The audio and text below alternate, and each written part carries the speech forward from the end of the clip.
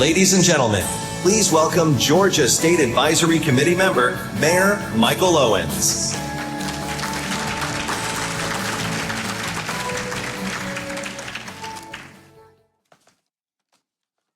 Good afternoon. As the country looks ahead to the midterm elections of November, candidates across America will be busy making the case for their vision of leadership at a moment of global uncertainty and competition. From economic security to supply chains to conflict, national security, technology, and America's standing in the world, the decisions made in Washington increasingly shape the lives and livelihoods of Americans here at home. As the mayor of a growing and diverse city, I can tell you that the decisions made globally and federal decisions made here in Washington directly impact cities, front streets, and kitchen tables. That's what drives USGLC's impact initiative each election cycle. And that's what drives me to come back to this forum year after year. A bipartisan effort to ensure that leaders on both sides of the aisle understand the importance of diplomacy and international assistance as essential tools for American strength, security, and global leadership. In that spirit, we are privileged to welcome two nationally recognized political strategists from opposite sides of the aisle today. They are here to share their perspectives on the current state of the world, the political dynamics shaping this year's midterm elections, and what the outcome could mean for America's role and leadership on a global stage. Joining us for this important discussion is Adrienne Elrod. She is a co-founder of the Elrod Gifford Group and a national strategist with 4 presidential campaigns and 2 presidential administrations under her belt. And Erickson, a fellow Georgian and a former Republican elected official, attorney, campaign strategist, and a syndicated conservative talk show host of the Erickson Show. And to moderate our conversation, none other than USGLC's own executive director, Jason Gross. Adrienne, Erick, Jason, Adrienne, welcome. Please come on.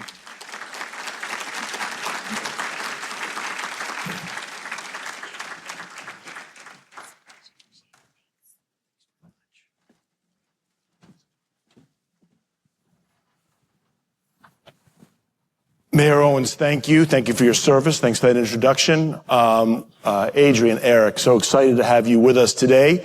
As you both know, this is a coalition that's joined us from around the country that sits in a unique place on that knife edge between foreign policy and politics. And today they've gotten a lot of great foreign policy so far, and I think they're really hungry for some politics right now. So let's give the people what they want.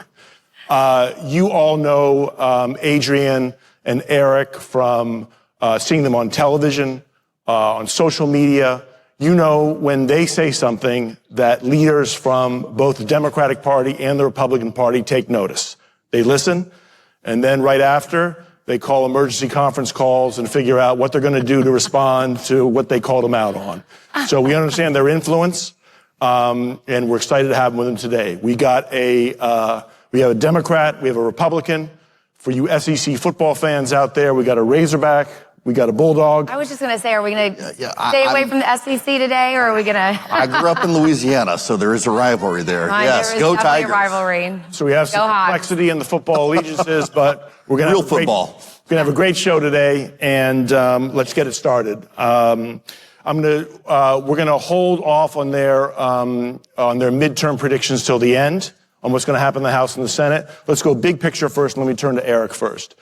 As we know, is what tends to happen with second-term presidents, President Trump has focused on foreign policy in his second term so far.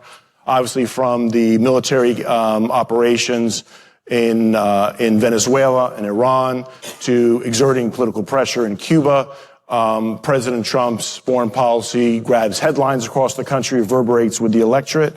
My question to you is how, and we even saw last week, maybe to the chagrin of some of those Republicans running in tough races, President Trump said he didn't care what Iran was going to do to the midterms. He was going to press forward on his plans. I guess my question to you is, how do you see President Trump's foreign policy playing in the polls this fall with Republicans, Democrats, and independents?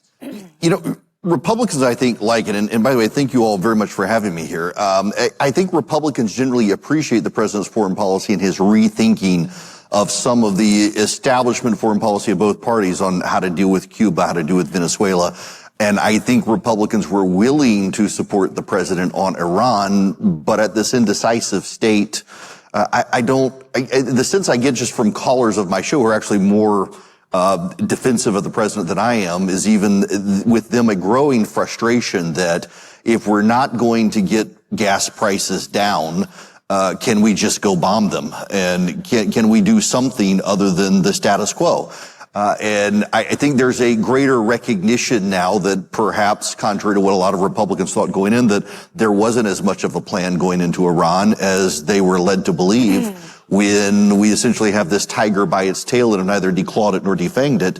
I think there's a growing sense of disappointment. I hear it from members of Congress. I hear it from callers that people are very concerned and flummoxed, I guess would be the word, for what is going to be the end game with Iran.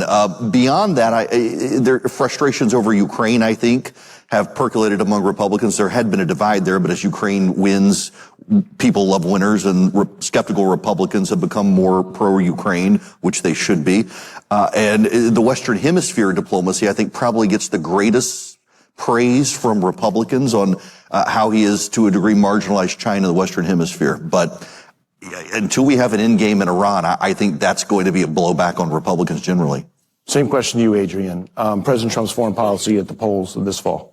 Yeah, look, I mean, typically foreign policy does not drive elections. It doesn't motivate voters in the same way that the economy does and other kitchen table issues. But I think this one is different for, number one, some of the reasons that Erick laid out, which is gas prices are going up. And when gas prices are high, usually the party not in power is the party that's going to be back in power after the midterms in some way, shape, or form.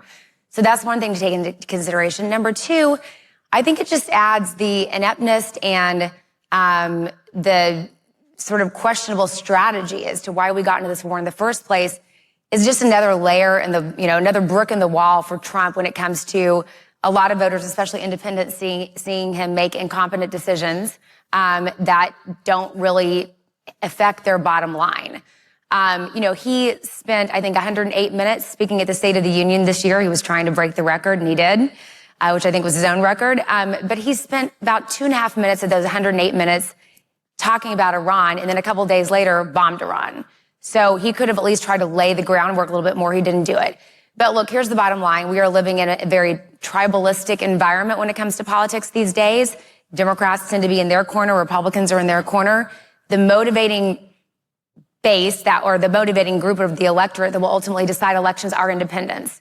And right now, Trump is underwater on a number of issues with independents, including the war in Iran. So when I look at how is this war, how is foreign policy going to affect the midterms, I look at that magic number that is where independents stand. And right now he's very underwater on Iran when it comes to the Indy voters. Thanks to you both. Erick, turning to Congress right now, looking at the midterms, we're seeing a historic wave of turnover in Congress. 58 House members, 11 senators not seeking re-election. Republicans facing the highest turnover in their party since 1930 in Congress. Why are we seeing this exodus of members who are either retiring, seeking other office? And what are the implications of this collective movement out of Congress, do you believe, after these midterms? You said we were going to get to our midterm predictions for the end. Yeah. We would not be having the exodus but for this wave that is coming to sweep them all out to sea, that they are fleeing their terrors from Washington, D.C., and I don't really blame them. There is behind the scenes this dynamic that has existed in Washington during the first Trump term and as much this term, where publicly Republicans praise and privately Republicans criticize. The president very much has a strong hold on the base for now, but you're beginning to see he played his cards, I think, politically badly with some of his endorsements, where now you have a Senate Republican conference where at least 7 of them are his antagonists and they can kill his agenda. You have at least 10 in the House who can kill his agenda, and many of them, by not leaving, are more freed up. We saw this, for example, the same thing with Barack Obama. We saw this with George Bush. When members of a president's party are leaving leaving and are no longer held accountable to the voters. They get more independence. The other issue is on both sides of the aisle, there has been for probably too long too many of the same faces in Congress. We don't have term limits, but God imposes them, and at some point they're running up against the wall. And I think having that turnover in Congress for both parties is actually a good thing to get fresh ideas there. The sclerotic thinking that takes over within a bureaucracy when it's gone on for so long gets a shakeup with new blood. But again, the reason it's happening is because Republicans see where the midterms are headed with the president's popularity, and they're getting out of Dodge beforehand on their own accord. Adrienne, on the Democratic side, we're seeing the retirements of some of the foreign policy stalwarts in Congress. Members like Senator Jeanne Shaheen of New Hampshire, the top Democrat in the Senate Foreign Relations Committee, Dick Durbin, generational member of the Senate Foreign Operations Subcommittee, Speaker Emerita Nancy Pelosi, who cut her teeth in Congress first by starting on the Foreign Operations Committee. They're all leaving, retiring here. Who's the next vanguard, the next generation of leaders on the Democratic side on foreign policy you see taking their place? Absolutely. Well, first of all, I think Chris Coons, if we take back the Senate, Chris Coons will be the next chair of the Senate Foreign Relations Committee, which is fantastic. I personally know him well, and he has a very good habit of working with Democrats and Republicans, which I think is something that we sorely need more of in this town. So excited about him. Senators Chris Murphy, Brian Schatz, Senator from Hawaii, of course, Senator Cory Booker, who's been an ardent and steadfast member of the Senate for a long time, is up for re-election this year, but it looks like he's going to have a pretty easy win. We'll also round out, I think, some of the leaders on the Democratic side when it comes to foreign policy. But look, I mean, I've been working in this world for a long time, and sometimes I am amazed by how long some of these members want to stay in. I think it is time for some new blood, and that goes for both sides, both sides of the aisle, both Democrats and Republicans. And it doesn't necessarily mean that you have to be, 35 years old, but it means that you need to be somebody who probably has a slightly different perspective. And I think that we are seeing certainly retirements on the Democratic side, and we're seeing them on the Republican side too, maybe some for different reasons. But I think some new blood in Washington is always a good thing. Speaking of new blood, we have obviously a number of those retirements we talked about, but another factor creating some tumult this cycle is redistricting. After the Supreme Court decision on the Voting Rights Act, we saw some red states take some very aggressive redistricting approaches, some blue states responding as well. Where do each of you see both opportunities and vulnerabilities for your respective parties after this redistricting battle? Let me go to Adrienne first for your response. Yeah, well, first of all, not to get too partisan here, but this mid-cycle redistricting process was started by Tom DeLay in 2004, or really he took it to a whole different level. I worked for, we called them the Texas Five, the 5 members of Congress from Texas, Democrats who were redistricted mid-cycle, because usually it happens every 10 years. The census happens every 10 years, then the maps are redrawn to reflect the census, and then new congressional districts are formed or slightly altered based on the census results. Tom DeLay was smart. He realized you don't have to, this is not statute, this is not written in law. We can mid-cycle redistrict. So he did. I ran a campaign for one of the Texas members who was redistricted, and he went from a very safe Democratic seat in Beaumont, Texas, to having basically, 75% of his district being the Houston suburbs. And he, no surprise, lost that seat. Trump and the MAGA Republicans started it again this time around.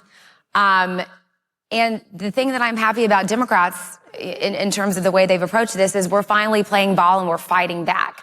I know Leader Jeffries has put a lot of money into this effort. We have been very effective in certain states. Gavin Newsom, of course, in California. Virginia was a heartbreaker. I'm not going to lie. The state legislature, I can't talk today. Legislature, along with the governor, approved a new map. There were 4 basically safe seats for Democrats carved out of that map. It went to the vote in Virginia. It passed among the citizens of Virginia by about 4 points, and then the courts overturned it. So that was, I'm not going to spend time talking about the ethics of that decision, but that was a bummer. But we still think we can win 2 seats there. But another setback, of course, is the Voting Rights Act, getting rid of Section 2, which protected a lot of majority-minority districts across the country. A lot of those districts are in the South. And we are seeing, again, Governor Landry in Louisiana, some other governors in the South that have taken very aggressive measures to try to recreate the maps now that will help them in their view in 2026 in the midterms. It's not fun to watch if you actually are somebody who cares about democracy and you're putting your pro-democracy hat on before your partisan hat on. It's not fun to watch at all. But at the end of the day, Democrats are winning out the ballot box. We have either flipped or overperformed, and I think 266 out of 297 special elections up and down the ballot since November of 2024. So our view now is we're taking it to the streets, we're taking it to the ballot box, and historically, since November of 2024, we've done very, very well, and I think that we will do pretty well again this time around. Erick, same question to you. Opportunities, vulnerabilities after redistricting. First of all, I want to agree with Adrienne. The Republicans started this fight with Texas, and they'll say, well, no, it was actually because of what New York did, because of a Supreme Court decision. But that was based on a judicial decision that then the legislature had to respond to. And then what happened in Texas really was raw power on the Republican side, which started this. And they presumed that other Democratic states had locked themselves in constitutionally in ways that they couldn't change their districts. California proved otherwise. Virginia, they attempted to do so, but I think that the court was justified there in how the procedure didn't play out. The former attorney general had raised red flags for him.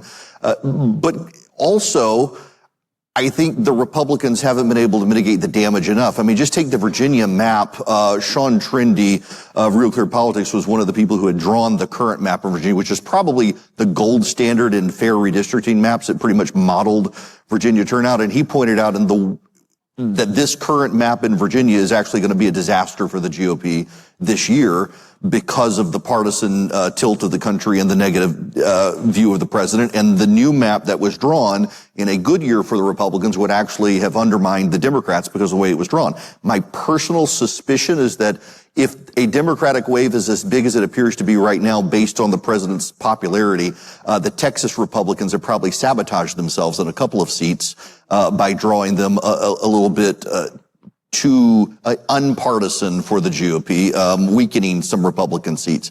I still think the Democrats can take the House. It won't be as big as a majority because of redistricting, but it will be. I don't, and it's easy for me to say as a white guy in the South, don't fret the Calais decision as much. The majority of black Democrats in Congress actually represent majority or plurality white districts already. But I do understand from the Democratic side the frustration there. And to Adrienne's point as well on Tom DeLay, I remember I was just getting started in politics in college in 94, and then when DeLay started doing the redistricting effort, the idea of boxing Democrats essentially by race into districts, making majority-minority districts to benefit the GOP, for the longest time it helped the GOP, and I think it's a good sign of progress in the country that it doesn't necessarily help the GOP anymore to box people in. At the same time, I personally, as an American, think midterm redistricting and mid-decade redistricting is terrible for the country because both sides will start doing this regularly, if not every single 2 years. And I do hope that we get to a point where both sides will say, you know, enough.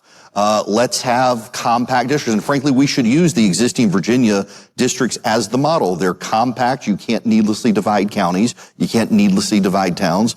There is no reason someone from the eastern half of Virginia should represent the western half and vice versa. It's absurd, and that more than anything undermines democracy. And also, this would be a good time to add about 1,000 more seats to the House, but that's a conversation. For another conversation. Can I add something on really quickly that Erick said on that point? I mean, I think $100 million was spent in Virginia alone on that effort. Think about what $100 million could do somewhere else. And whether it's a different profession, whether it's helping starving children, whatever it may be. And also to Erick's point, like this is something that unfortunately, until Congress takes action, this is something that will happen every single cycle. There are people who worked at the Democratic Senatorial Campaign Committee. Well, I guess it's less the DSCC, more the Democratic Congressional Campaign Committee, who are thinking about starting a whole other entity that only raises money to allow both sides to remain competitive on redistricting. And that is not what we signed up for in this democracy. It's bipartisan applause and head nodding on our panelists there on redistricting. Erick, back to you on a subject you touched on briefly in your first answer on Ukraine. You have been a strong advocate for U.S. support for Ukraine, an issue that has some divergent opinions within the Republican Party. I think it's fair to say. But to be fair, among conservatives, great outspoken concern about the kidnapping of Ukrainian children by Russian forces, by religious persecution of Ukrainians in territory being held by Russia right now. So on that standpoint, there's been some strong voices. How do you see the support within the Republican Party maybe rebalancing after the midterms or after continued Ukrainian momentum right now, both on the battlefield and in the drone airspace right now in the region? Y'all are going to have to forgive me. So there's the cartoon many of us grew up with, the Rudolph the Red-Nosed Reindeer cartoon where they rescue the toys from the island of misfit toys and they're all wonderful. In the real world, we put idiot political consultants on the island of misfit toys. And unfortunately, the current vice president got a lot of them off the island and has decided to shape American foreign policy with a group of morons who came up with this idea that the United States is in decline and they can't really say it, but they're going to govern the United States like the British did with the collapse of their empire in the late 1800s, where they'll divide the world into this tripartite world of Russia, China, and the United States. And as long as you people stay out of the Western Hemisphere, we'll stay out of yours. And they've concocted this idea now where the vice president of the United States continues to insult the Ukrainians and placate the Russians for reasons no one in their right mind can fathom, because he, like me, is a child of the 80s and the commies are the bad guys in every single movie. I have no idea. To his credit, if nothing else, the president of the United States likes winners, and there is a winner right now, and that is Ukraine, to the extent that the Ukrainians are manufacturing enough drone technology to supply the rest of the world, including us. If you want an idea of the sentiment of the poisonous island of misfit toys morons, the fact that we didn't want Ukrainian help in the Middle East against Iran combating the drones that Ukraine has learned how to combat, it makes no sense to me. You don't have to do any talking on this one. I'm not gonna. It is the most moronic thing I've seen. The Ukrainians want to be on our side. They are on our side. They keep the Russians busy. And frankly, I would rather Ukrainians, God bless them, die to fight the Russians than American kids have to ultimately die to fight the Russians, because one way or the other, Vladimir Putin doesn't want to be in a Western alliance like these people think. He wants a sphere of influence. And anyone who has ever read a book about Russian history knows, going back to the czars, they never saw themselves as part of the West. They saw themselves as a Russian sphere of influence. And yet somehow these people talk themselves into the idea you could woo the Russians. Frankly, Xi Jinping is having a problem right now because he thinks the Russians want to be in their sphere of influence. Putin only wants his sphere of influence, and it should be American foreign policy to contain it. And at least right now we have a mature Secretary of State who gets it and a president who loves winners. So we're suddenly on the side of the Ukrainians where we should have been the whole time. Amen. Erick, next time you'll tell us what you really think about Ukraine, but I appreciate that. Adrienne, an issue on the Democratic side that has some divergent opinions is on our international economic leadership. Mm-hmm. Now, you worked for former Commerce Secretary Gina Raimondo, who was here earlier today for this gathering talking to us, and you worked on building our semiconductor capacity domestically. You got a front row seat to seeing these very strongly held viewpoints in the Democratic Party about how we internationally engage economically.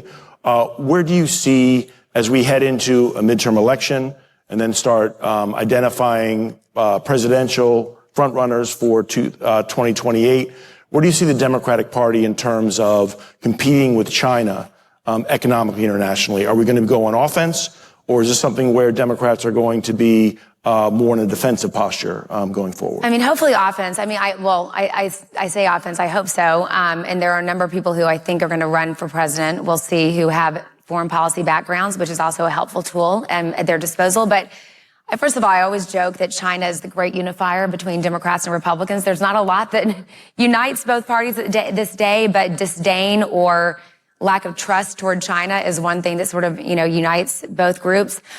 Look, I was part of the leadership team that implemented the Chips and Science Act under Gina Raimondo's leadership at the Commerce Department.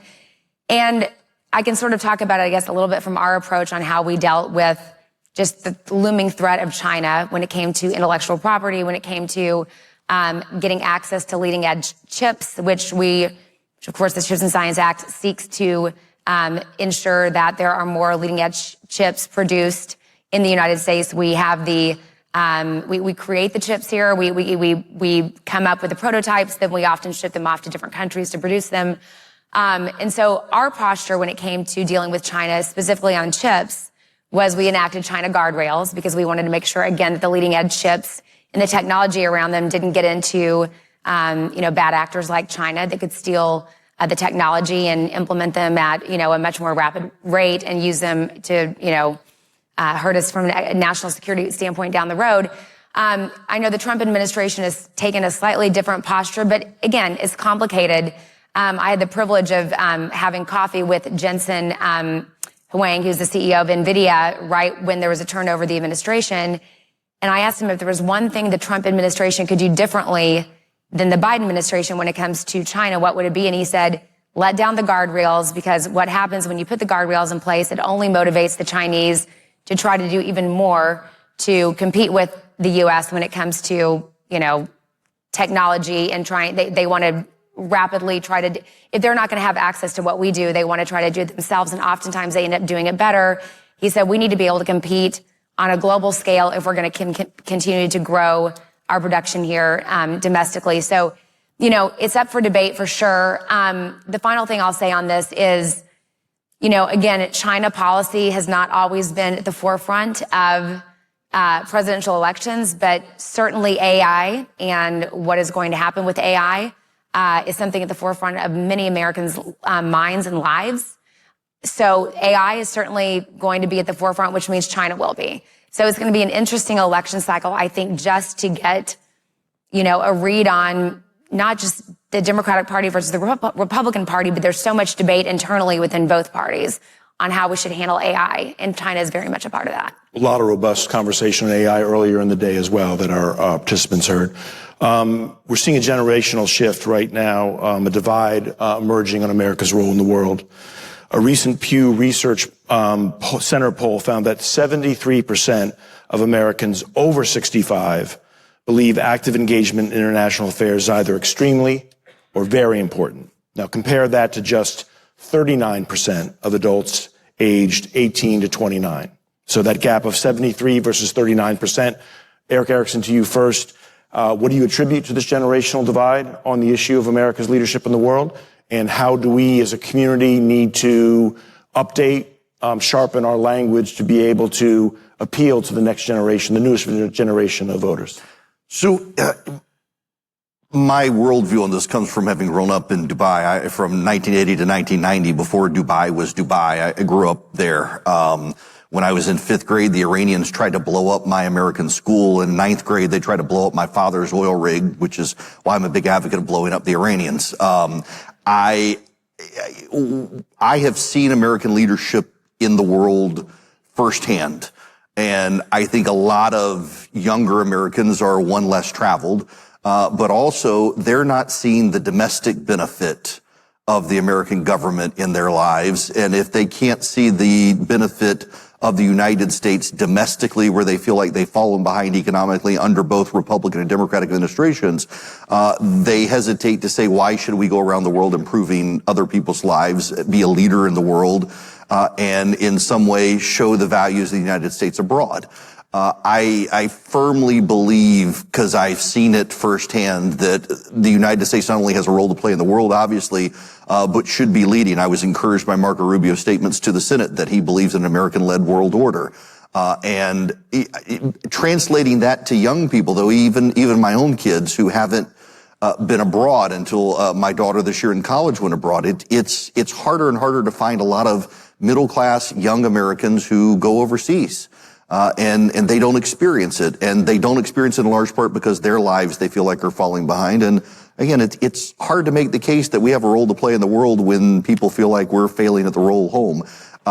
Both sides, and I frankly think at the local municipal level, Democrats actually have a greater burden here than Republicans, is the competence of government. And it starts at the local level to make your city safe and functional so that people feel like they can be safe and get a job in a city without the jobs fleeing because the government has collapsed.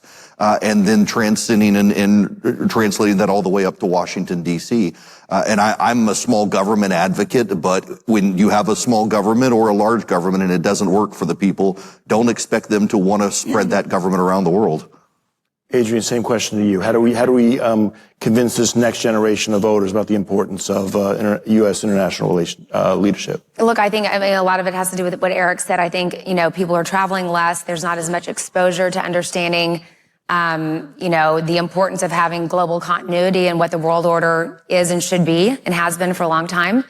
I also think it comes down to simply a lack of public education. As public education funds have gone down in a lot of states, kids are just not learning about the history of the world and, how we became America and, what we do for our allies. A lot of kids don't even understand what NATO is.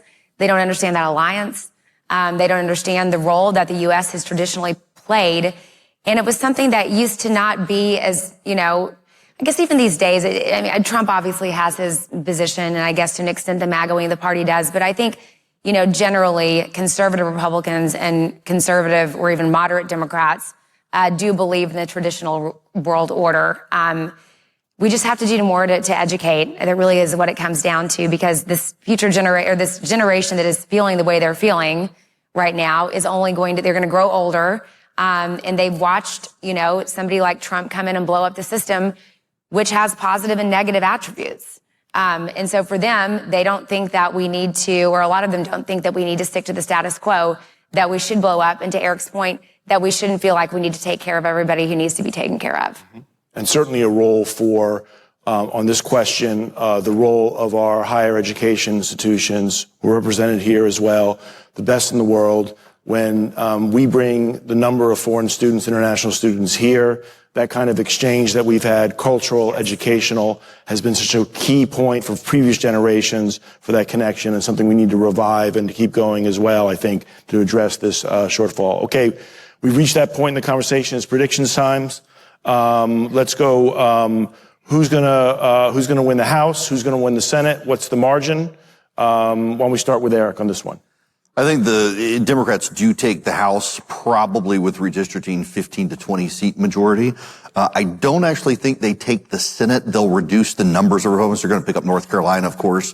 I don't think Republicans are going to beat John Ossoff in Georgia. But I don't actually think the Democrats will beat Susan Collins in Maine or replace the Republicans in Texas. So the path for them, Nebraska, Ohio, Alaska, Republicans might have a shot in Michigan, all things being equal, depending on the Democratic nominee. The Republicans, I think, are kind of smart to do what Democrats have also done in the past, to play in the Democratic primaries under shadow groups to try to get the worst possible person nominated. But Democrats, absolutely, they take the House. They're going to pick up some governor seats as well.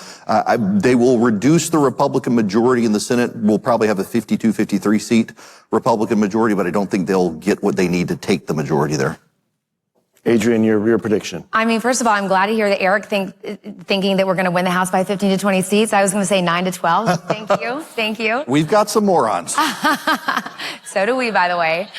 Yeah, look, I mean, statistically, Democrats have been doing really, really well. There's no reason, since November 2024, there's no reason to believe that will not portend and continue that trend in November of 2024.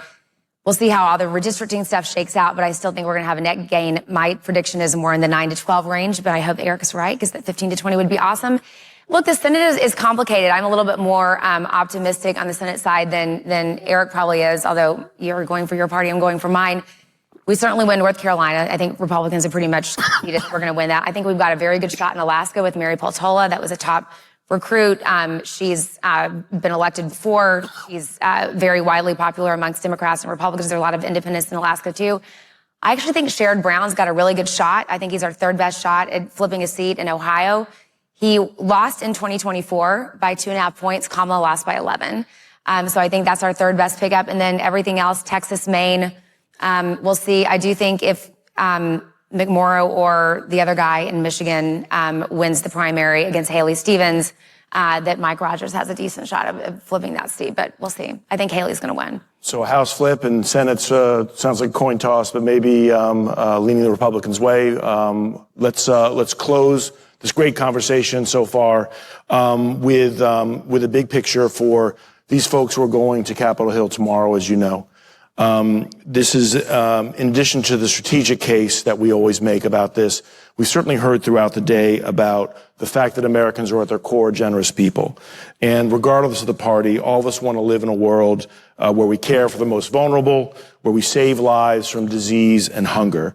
And at this moment when partisanship, maybe not in this conversation right now, but in general feels like we're so deadlocked, how do you make the case? How should our state leaders tomorrow when they go to the Hill make the case about how we secure that new era of American leadership that brings together Republicans, Democrats, independents in this common cause of the American vision of leadership abroad? Maybe we'll start with Erick and then close with Adrienne. I would remind Republicans in particular that soft power is often cheaper than hard power. Helping fight disease in Africa is a lot easier than trying to root out jihadists who have moved into those African countries.